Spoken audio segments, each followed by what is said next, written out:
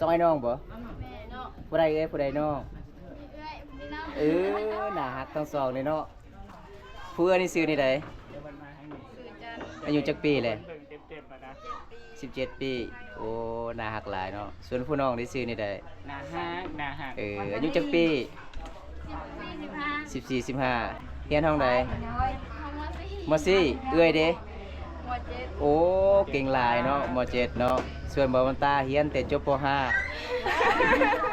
ไปบ๊ายบายบ๊ายบาย ใจคือกัน บ๊ายบายโดยบ๊ายบาย สวัสดีจ้าคุณสวย สบายดี เมื่อนี้ไปไสคืออ้ายหาบ่เห็น นอนด้วยกัน นอนอยู่เฮือน อ้าว คือบ่ได้เอิ้นอ้าย บ่ได้ยิน บ่ได้ยิน บอกไอ้เมย์เลยบ่ว่าเงิน FC ฝาก บอกแล้ว บอกแล้วไอ้เมย์ว่าได้ใดดีใจเนาะสิได้ลูกเคยทางฝั่งไทยเนาะ นี่น้องเบลเด้อพี่น้องน้องเบลสาวลาวพอตัวพี่น้องจะได้ตอนนี้เท่านั้นยังโสดคือเก่าบ่ สุด ยังโสดคือเก่าผิดบุกคือเก่า ช่วยพี่จัน บ๊ายบายบ๊ายบาย FC นะบ๊ายบายสิไปไสจ้าไปสิเหลือ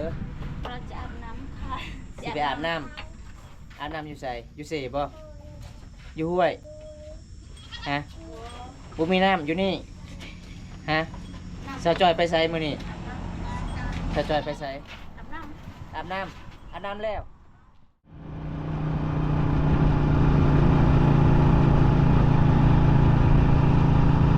เยอะที่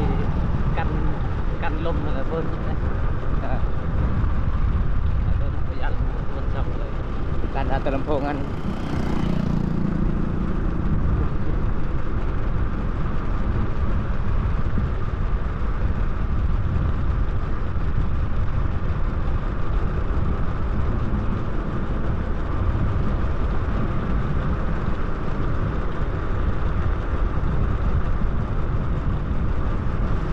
สวัสดีจ้าผู้สาวว้าซอยน้องบ่ ำแม่เนาะ ผู้ใดเอ้ยผู้ใดน้อง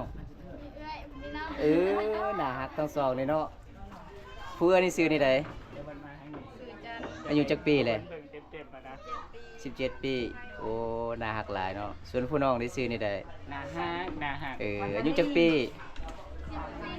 14 15 14 15น้องเฮียนห้องใด ยังเฮียนอยู่ป่ะ ฮะเฮียนห้องใด น้อยห้องม ม .4 เอ้ยเด้ ม .7 โอ้เก่งหลายเนาะม .7 เนาะส่วนบ่มันตาเฮียนแต่จบป .5 ผมแม่นไปแต่ป .5 ไปที่ป ป .5 ครึ่งปีเนาะ .5 นี่ครับยอกสาวตุ้ยครับผมเป็นจะได้ขนาดยังโสดอยู่บ่ซอยน้องฮะ อยู่ได้สดป่ะ โสดอยู่บ่ สดได้จังเมื่อยนะ 1 ปี 1 ปีนี่ครับสาวเฝ้าตุ้ยพี่น้อง ผู้สาว ครั้งแรกเลยที่ได้พอส่งไอ้น้องน่ะฮักหลายเลยพี่น้อง ไรทางนี้ตัวนี้ เพราะว่าสาวเขตตุ้ยก็มีแต่คนจุดจมงามเด้เมื่อนี้ก็ไปเยี่ยมยามเขตนี้ก็ได้พ่อน้องอ่อนน้องจอยคือเก่าแล้วก็ได้พ่อซอยน้องนางสีไล่สดอยู่พี่น้องเอ้ยน่าฮักหลายทุกๆคนเลยพี่น้องขอบใจหลายเด้อน้องเด้อขอบใจบ๊ายบายบ๊ายบาย พาไหลเลยสิ ไปไสมื้อนี้ มื่อนี้มาลินกับเพื่อนพี่น้อง โอ้เฮ็ดหยัง อันผูกข้อมือ เออ ปืนขวัญยา เป็นจะได้บ้านนี้เห็นเอร้อย ยื้อใส่โอ้มี หยอกกันเนาะหยอกกันไปจะได้ซองยังคือเก่าบ่ ยังคือเก่า น้องดีสาวลาวเนาะ ฝากอันน้องดีสาวลาวนี่เนาะ ฝากเป็นกำลังใจให้เพื่อนนี่เด้อพี่น้องน้องดีสาวลาวฝากกดติดตามด้วยเด้อพี่น้อง FC บ่าวบรรตาหลายๆคนพี่น้องขอบใจหลายๆเด้อน้องเด้อ ขอบใจคือกัน บ๊ายบาย มาลิน โดยบ๊ายบาย โสดบ่เดี๋ยวนี้ สุด โสดได้จังเมื่อยแล้ว ลายมือ ได้เด้อบ่แม่นโสดแต่สนการบ่ ต้องการไปเดินทางไหนไป ยุเก่งที่บ้าน เมืองอาณา อย่างเงี้ยบ่เมืองอีกบัดนี้ อยากมีผู้สาวเมืองนองทุกคนน่ารักทุกคนเลย เห็นว่าเห็นผู้สาวงามละเคินเนาะ เขินจับจนแล้วว่าบ่ออกแล้ว เออ ว่ายัง สบายดีน้องตา ไปญี่ปุ่นปะ ไป มื้อนี้น้องไปใส่มาคือบ่เห็นอยู่ในเฮือน มาตะกินเดิม กินดองอยู่บ้านใด บ้านปานี้ มื้อนี้ไปส่งเจ้าสาวบ่โอ้พี่น้อง ทายได้หูปแล้วเมื่อบานเนาะ เพราะว่าเขตบ้านน้องนี่เวลาเอากันนี่ต้องเจ้าสาวไปขึ้นเจ้าบ่าวก่อนบ่ แม่ โอ้พี่น้องมื้อนี้ไปไล่คนบ่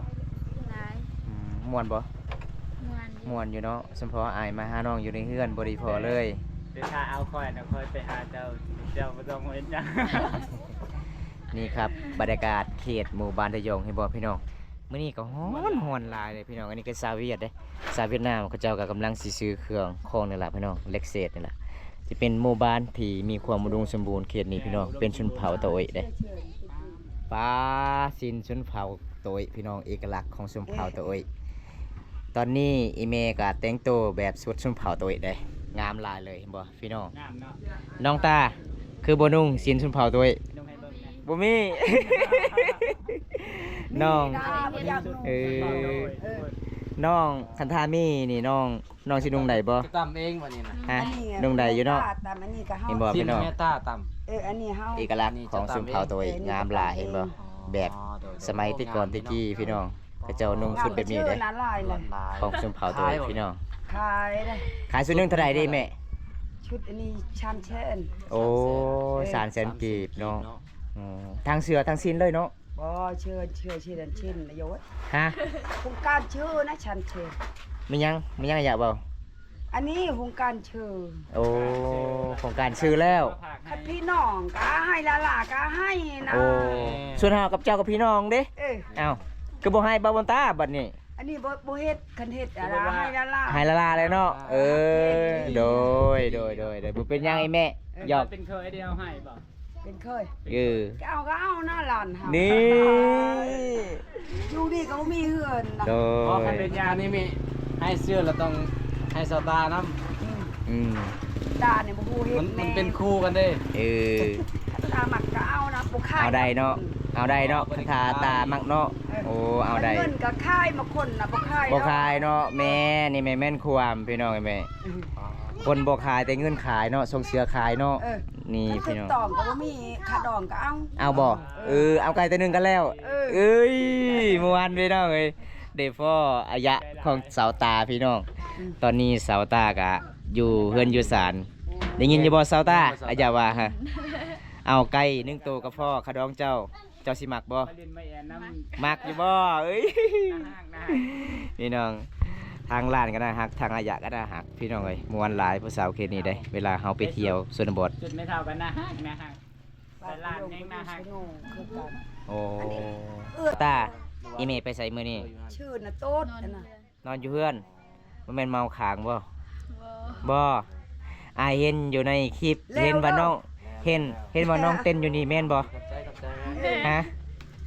กินจากคนมื้อนั้นมื้อสงกรานต์อยู่นี่ เอาไปให้ สาวคนโอ้กินหลายเนาะ คนนั่น ส่วนอายบ่ไปอายบ่เคยไปสงกรานต์อายอยู่แต่ในเฮือน ปีใหม่ แต่น้องไปเที่ยวดอกมื้อนั้นเนาะไปเที่ยวแกงบ่ไปกับแฟนบ่ไปกับไผไปกับหมู่อายเห็นมื้อนั้นน้องฟอนกับผู้บ่าวแม่นบ่บ่แม่นแฟนบ่ บ่ บ่แม่นเนาะ แต่ผัวบ่ ผัวเนาะ หยอกพี่น้องหยอก แฟ ส น ตา บ่ ร์ มียังสิว่ามีผัวอีก บ้าว เนาะ อยู่ที่ผู้บ้าวเลยเนาะผู้บ้าวผู้นั่งนี่แหละ เมื่อนั้นกะบ้าตาก็บ่ได้ไปสงกรานต์เด้อครับหยอกกันเด้อครับเพราะว่าสาวตาจักสิไปหรือบ่พี่น้องไปหยอกกันนี่ล่ะพี่น้องแบบสาวเครินสุดบดก็ทักทายเป็นนี่แหละพี่น้องเอ้ย จ่าบ้า คันบ่หยอกก็บ่ม่วนพี่น้องอันสาวตามีคนอยากซื้อของ ผู้สาว ขายน้ำปั่น อันนั้นก็ได้หน้าฮัก หรือว่ามื้อนี้บ่ได้ขายหรือ บ่ได้ขายบ่มื้อนี้บ่ ขาย บ่ได้ขายอีก โอ้ยเด้อทุกคน เป็นหยังคือบ่ได้ขายอีกน้ำปัน งามๆมีแต่ผู้จบงาม ฮะบ่มีเงิน อ้ายฮู้แล้วสายตาเจ้า ๆบ่ได้ไปยังบ่ทันได้ ปลาผู้สาวหาบน้ำพูนพี่น้อง ใส่ พูนดีสาวเผาตัวมีทุกคนงามๆเห็นบ่ งามดี เขาเจ้าหาบน้ ค่อยยอมรับว่างามอีดีหน้าฮักยิ้มหวานเกินนั่นน่ะ ำ น่าหักหลายทุกคนเลยเนาะ แม่น แม่น ทั้งอาทั้งใจดี ๆบ่เชื่อก็มาเบิ่ง สวัสดีจ้าฮะมาซื้อหยังน้อง จังได้ ฮะมาซื้อหยังฮ ฮะมาซื้อกระแลมเอาตามโลดเอามาพี่น้องสาวเกศสุนบดแบบนี้เลยเวลาเขาไปซื้อของเนี่ยเขาเจ้ากะต้องไปซื้อกระแลมแบบนี้เลยพี่น้องที่บอกบรรยากาศเขตนี้กะมวลหลายพี่น้องชนบทของชนเผ่าตะโอยเป็นหมู่บ้านตะยงพี่น้องอยู่ทางพุ่นกะเฮาเดินทางออกไปจะเป็นเส้นทางมันเป็นภูตะยงได้แต่เฮาเดินเส้นทางนี้กะออกพุ่นละพี่น้องไอ้เขตเมืองตะโอยได้แสดงเมืองตะโอยพี่น้องอันนี้เฮากะสิล่มสาวตะโอยก่อนก็คือสาวตากับทีมงานเฮาพี่น้อง ไปไม่ได้ลงทางไปคนลงหัก มาแต่เซโนสิใจปิงไก่ใหญ่ สบายดีเด้อสบายดีทุกคน มาหาน้องบ่ได้หาน้องโดน ใครเมื่อ บ่ บ่ ได้ ถึง มี ทาง แฟน นะ เลยบ่แต่ว่าตอนนี้ยังโสดที่เก่า แล้วสาวตาหมู่บ้านข้างนอกมีสัญญาณอยู่บ่ บ่มี บ่มีอ้าวแต่ละเทื่อน้องไปเล่นโทรศัพท์อยู่ไสอยู่ป่า ปีน อยู่สวน โอ้ยกลางคืนนี่แสดงว่าบอมตาชิพใส่กลับด้วยอยู่หันเด้อ นี่พี่น้อง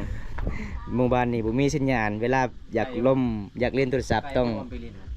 บ่ไกลกันนะ บ่ไกลปานใดบ่ได้ยานผีบ่ เดี๋ยวแมลงไปจะพาไปเล่นเด้อไปเล่นโทรศัพท์ บ่ได้ยานผีเนาะยานแต่อายไปจอบกลางคืนเนาะ ขัดตัดอยากมือก็เดินเกาะกระโปดนี่นะ เอ นี่ อ อย่าช่วยเรือเด้อ โอ้โดย นี่แหละอย่า อันนี้มันตำสินเนาะยะเนาะ เออ โอ้อันนี้เมียเฒ่าเพิ่นสิตำสินนี่พี่น้องแบบสินสุนเผาตัวเองก็คือแบบเอกลักษณ์ต้นอีเมนุงให้บอมตาเบิ่งบุญญาเนี่ยพี่น้องทางสินทางเสือเด้ โอ้จินอันนั่นบอก แม่นสินของสุนเผาตัวเอง บ่ได้ซื้อได้ตำเอาเองโอ้เป็นชุดที่งามโอ้เฮ็ดแบบนี้ อืม เมื่อยก็เมื่อยมาคันบ่เฮ็ดอันนี้ก็บ่มีเงิน โอ้ หลายคนอยากชื่อได้อันนี้รุ่นเก่าเฮ็ดได้ โดย คนรุ่นใหม่นะโอ้โห หัวหน้าผู้สาวถาม ตาก็โอ้โห ม่วนหลายพี่น้องไปเที่ยวหมู่บ้านอายะของสาวตาก็ใจดีเด้พี่น้องเอ้ยอารมณ์ดีม่วนหลายพี่น้องเพิ่นตลกหลายเด้เพิ่นว่าคันทาผู้ใดอยากเอาสาวตาเพิ่นให้ละลาเลยพี่น้องเอาทางสินชุมเผามงกองทางเสือชุนเผาโตยพี่น้องแบบเขตนี้ก็ม่วนหลายพี่น้องอายะก็ใจดีเด้ส่วนสาวตาก็สิขายน้ำปั่นให้ทีมงานเฮาก่อนพี่น้องเอ้ย เยอะช่อยอะอยากก็ช่อยคือคันทุกอย่าง สาวตาอายสิกลับก่อนเด้อ เดิน ไปจะได้ตอนนี้ธนะยังโสดคือเก่าบ่ โซน ยังโสดคือเก่าผิดบุกคือเก่าบายบายสินะบายบายกลับกันเด้อสบายดีจ้าคุณสวย สบายดี เมื่อนี้ไปใส่คืออ้ายหาบ่เห็น นอนเรือน นอนอยู่เฮือนอ้าวคือบ่ได้เอิ้นอ้าย บ่ได้ยิน บ่ได้ยินโอ้คิดว่าน้องออกส่วนออกให้ก็เลยน้องท่ามาแม่นน้องโอ้ยอ้ายท่าจุนี่โดนในลีแต่บ่เห็นหน้าน้องก็เลยกลับ ตอนนี้อีพอยเมย์ไปใส่อีเมย์ แม่ไปเบิ่งเลยบ่สบาย อันนี้สาวเบลเด้อพี่น้อง เป็นจะได้วานนี้บอกไอเมย์เลยบ่ว่าเงิน FC ฝาก บอกแล้ว บอกแล้วไอเมย์ว่าดีได้ดีใจเนาะสิได้ลูกเคยทางฝั่งไทยเนาะ นี่น้องเบลเด้อพี่น้องน้องเบลสาวลาวพอตัวพี่น้อง เป็นยังมื้อนี้บ่ปากบ่เว้าเลยเป็นยังเคินผู้บ่าวมาติเซโนบ่ฮะ น้องหน้าหังดี เพิ่นมาติซิโนเด้เพิ่นเห็นเฮาไล่สดวันนี้สองคนเฮาก็เลยเมื่อวานนี้เพิ่นมาหา ตอนทับน้อง มาเด้อพี่น้องมานั่งจีบสาวลาวเด้อครับสาวเบลฟาวตัวโอ้ยพี่น้องเอ้ยมามื้อเช้านี้บ่ได้พอซ้ำ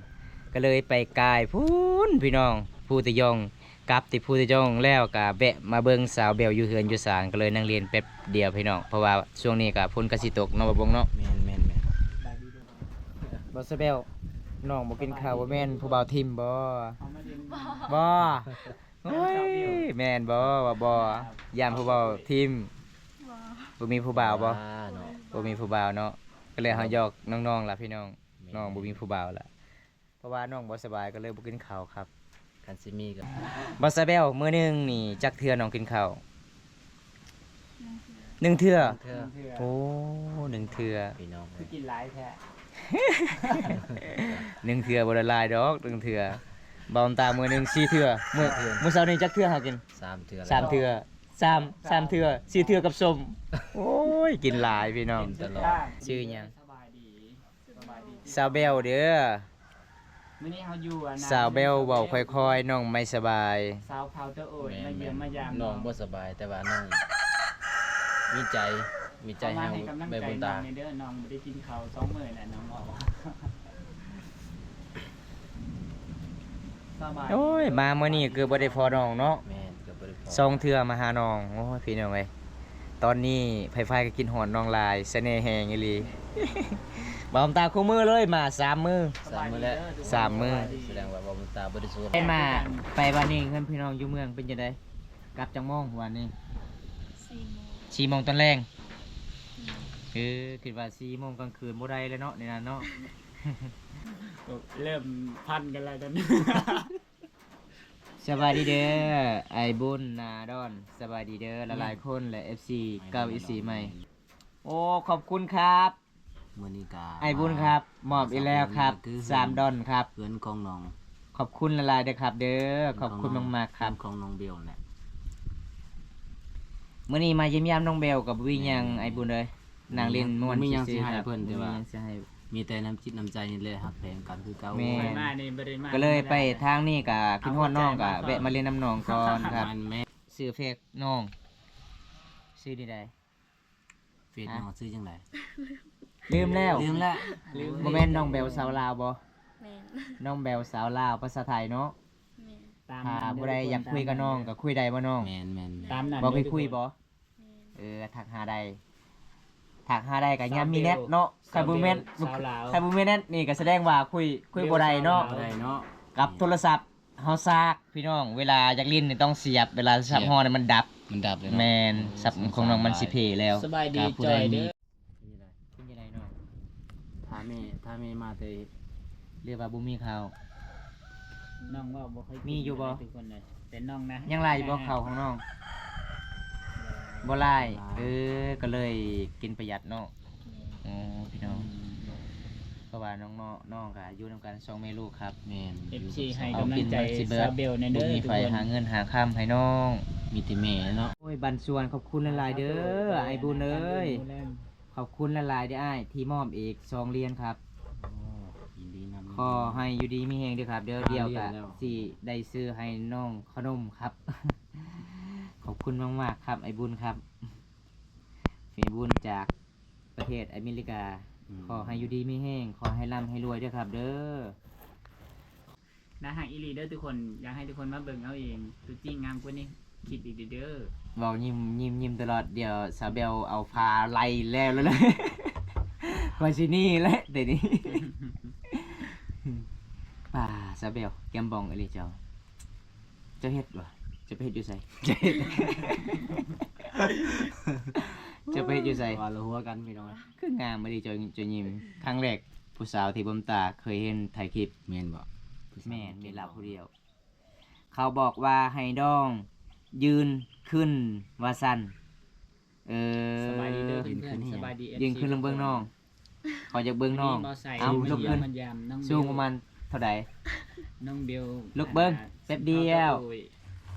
นี่ครับ ทุกคนเนี่ย 1.65 ครับ น้องเบล แม่นพอดีแล้วนั่งลงน้องสตีนอัพ นะฮะ thank you very much แม่นบ่ถึงจะบ่พี่รับภาษาอังกฤษผมอ่านนี่ผมสิเป่านี่ ผมมีอันเดียวสิเต้นอัมมันต้องลุกขึ้นแล้ว sit down โอ้ยพี่น้องเอ้ย อาการเป็นจังไดหมอสิ my slim ไอ้ค่อยกวดให้บ้าง วิ ห ท ม ย์ อสิ แดง วางยาให้บ่มีหยังดอก สวัสดีครับบาวบนตาสาวเบลคุณสวยคนนี้ โอ้ขอบคุณมากครับ ไอ้บุญมอบหาดอนครับ มอบให้น้องเบลหาดอนมื้อนี้ก็ได้10ดอนเด้อ ไอ้อาแต่แควแนน ขอให้อยู่ดีมีแห้งหลายๆเด้อขอบคุณเนี่ยน้องเบลขอบคุณไอดอนเนี่ยมันเป็นไอดอนโอ้ย ใช่ ไอบุญ ขอบใจเด้อ วัดดูยู ซื้อไอบุญเพื่อนก็ทำบุญให้คอยฟ้อนเพื่อนแน่เพื่อนอยู่ประเทศอเมริกา เอาคอย ไม่เป็น ว่าบ่เป็นบ่น้องเพราะว่าไอบุญมอบให้น้องหาดอนขอให้น้องซื้อยา แปลว่าได้ไหน น้องฮู้บ่หาดอนนี่เท่าใดเงินลาวเฮา อยู่บ้านใด ฮอดแสน น้ ได้ องอยู่บ้านใดบอก สาวอยู่บ้าน ฮอดแสนอยู่ สาวเขาตัวโอ้ย ไอฟอนแน่ไอฟอนเพิ่นแน่จักบาท น้องเบลทุกคน ว่าภาษาเราเทิงโลดเอ้าขอยสิแปลให้ ฉัน จั เป็ ก น หน่อย ค หนึ น ง ไทยอ๋อสบายดีเด้อ ว่าแม่ สบายดี สวัสดีครับผมอยู่ พอแล้วแม่ ขอบใจ FC แน่ ขอบใจแน่ วันนี้เฮามาเยือนน้องเบล อ่า แล้วบ่สบายทุกคน มีน้ำจิตน้ำใจ อ้าวเมื่อวานนี้คือน้อง น้อย คือน้องไอโฟนได้ งามกว่ สบายดีปีใหม่เด้อเพิ่นว่าเอาไหม สบายดีขอบใจหลายๆเด้อว่ะ บ่ใส่มาเยี่ยมน้อง เป็น เบ ยัง ล ไงซาเวลมื้อนี้เขา อยู่ ว่า อันน่ะ คือบอกออกเลยเป็นจังไดอ่ะเคินบ่เคินเนาะได้เงินหาดอนเนาะน้องบอกบ่ออกเลย แม่น มื้อนี้ก็ บ่สบายน้องว่าบ่ค่อยเก่งเนาะ ไอ้บุญน้องเบลก็บ่ออกเพิ่นได้เงินหาดอนครับก็บ่แม่นง่ายครับได้เงินก่อนนี้ขอให้ไอ้บุญ สวัสดีครับ ให้ร่ำให้รวยให้อยู่ดีมีแห้ง แม่นบ่เบล น้องก็ว่า ขอบ บ่ ใจ เก่ง หลายๆเด้อ แม่นเนาะแต่น้องก็เคินได้เงิน น้องเบล แต่ว่าเรื่อง ครั้งแรกเลยได้เงินหาดอน เรื่องจิตใจของน้องมันใจดีอีหลี อัน33คูณ5เท่ากับ165 บาทเป็นเงินกีบลายอยู่เด้อน้องเบลโอ้ครับขอบใจหลายๆเด้อพี่รับพี่ซานว่าประมาณเกือบ200 บาทโอ้ครับเอาบัตรพี่รับว่า165 บาทแต่พี่ซานว่า200 บาท สับสนเลยบ่ผมตาแบบนี้ เมื่อหนาก่อนเด้อน้องเด้อเงินที่ไอ้บุญหมอ สบายดีเด้อ มื้ คน ห อ่าน ตา ตาก า ปี สิ นั่ง ไป กิน มอบให้น้องดอก อีหยัง พอให้น้องซื้อยา พร้อมเฮาโอเคพร้อมเฮาโอเคบ่อีหยัง หากนมาแต่ป่าเด้อครับผมประมาณ2 มื้อแล้วครับบ่ได้เล่นสงกรานต์ครับ ก็เลยเข้าป่า ไม่มีเงินเล่นน้ำเขาครับ บ่มีเงิน 3 คนเนาะแม่นอาย3 คนสิไปหาทางใดอ๋อสิไปหาทางเมืองสิโปนล่ะแวะไปบ้านดงก็เลยไปเมืองนองขึ้นไปเมืองโตยก็คือเส้นทางเมืองนองมีแต่เส้นทางเดียวเส้นทางเลิกเก่าสาวแบลไม่ต้องยิ้มนะครับ เดี๋ยวผู้บ่าวหลายๆคนจะสอบนะ10 ดอนแบ่งกันเด้อโดยโอ้ยเราสิให้เฮา3 คน10 ดอนแบ่งกัน แม่นบ่ อืม ขอบใจหลายๆเด้อขอบใจหลายๆเด้อ ใครค่าน้ำมันลด ขอบคุณแน่ เด้อขอบใจหลายๆเด้อให้อยู่ดีมีแฮงเด้ออายเด้อ สิปิดคลิปไว้สำนี้ก่อนเด้อครับเด้อขอให้อยู่ดีมีแห้งขอให้ร่ำให้รวยสวัสดีปีใหม่สบายดีปีใหม่บันส่วนปีใหม่หลายๆคนเด้อครับ เด้อ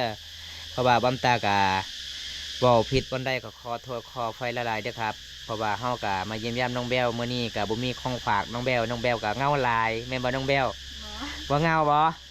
ตอนนี้อ้ายสิกลับกันเด้อน้องแบลมื้อหน้ามาพบพอกันใหม่เนาะบ่เคยคุยเด้อถ้ามีคันทายมื้อหน้ามี FC พังไทยมาเล่นใดบ่ได้อยู่เนาะนี่ครับเพื่อนสร้างของน้องก็ประมาณส่ำนี้เด้อครับอามเกต thank you โอ้ thank you ขอบใจเด้อ ไปกันเด้อครับ บ๊ายบาย ไปป่ากันเด้อตอนนี้ก็ฮอดเรือนของสาวอ้อยสาวจอยครับผมสบายดีจ้าสิไปไสจ้าไปสิเหลือ เราจะอาบน้ำค่ะ สิไปอาบน้ำอยู่ไสอยู่เสบ่อยู่ห้วยฮะบุมีน้ำอยู่นี่ฮะสาวจอยไปไสมื้อนี้สาวจอยไปไส อาบน้ อาบน้ำแล้วน้องเด้ ำมึงจะอาบเลยนี่ ยังบ่ทันได้อาบโอ้พี่น้องทันได้อาบเห็นบ่